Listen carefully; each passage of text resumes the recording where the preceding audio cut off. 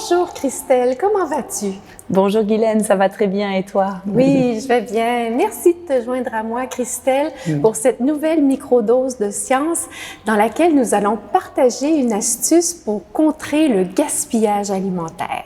Donc, au Musée de la Santé Armand-Frappier, nous présentons toujours l'exposition temporaire Manger l'exposition qui nourrit, dans laquelle on aborde les enjeux du système alimentaire, notamment l'insécurité alimentaire. D'ailleurs, on invite nos visiteurs à donner à Moisson Laval. Et puis nous, comme équipe, on s'est mobilisés.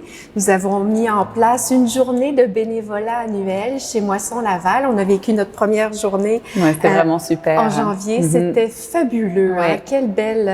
Quelle belle activité, initiative. On invite tous ceux qui nous regardent à en faire autant. Et puis lors de cette journée, on a découvert une astuce pour contrer le gaspillage alimentaire. Alors, il s'agit d'un outil développé par le MAPAC, le ministère de l'Agriculture, des Pêcheries et de l'Alimentation du Québec.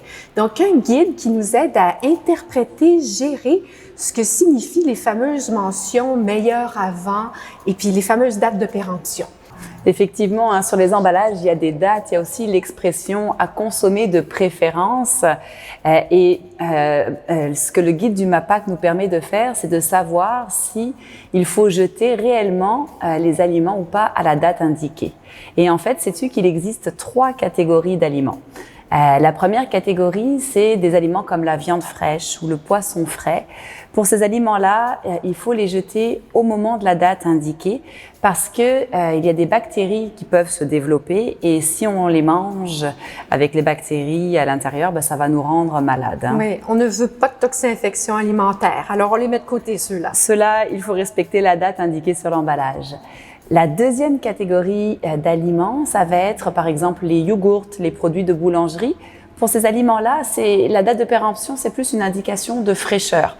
Donc là, on peut continuer à les manger même une fois que la date est dépassée. Et la troisième catégorie d'aliments, c'est sur celle-là où vraiment on peut faire quelque chose pour le gaspillage alimentaire parce que on peut dépasser de plusieurs mois la date indiquée sur l'emballage. Alors, il s'agit par exemple des boîtes de conserve, des céréales comme le riz. Et ces aliments-là, s'ils sont bien entreposés et si l'emballage est intact, eh bien, on peut les manger, comme je te disais, des mois après la fameuse expression « meilleur avant ».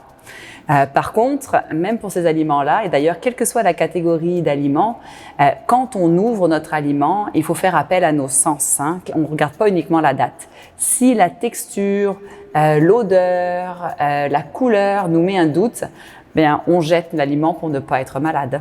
Excellent! Quel beau guide! Alors, on donne le lien dans la description de la vidéo vers ce guide du MAPAC. Alors, c'est un outil de plus dans notre coffre à outils pour la préservation des aliments et puis pour contrer le gaspillage alimentaire. Alors, je pense qu'on s'en va dans nos ménages, dans nos maisonnées, Christelle. On va décrypter ce qui se passe là, dans notre réfrigérateur, notre garde-manger, et puis voir si on pourrait pas donner à certains produits quelques semaines de vie supplémentaires puisqu'ils sont toujours propres à la consommation. Absolument. On vous invite à faire de même, n'est-ce pas? Et puis, merci Christelle. Merci Guylaine. Et à une prochaine microdose de science. Au revoir.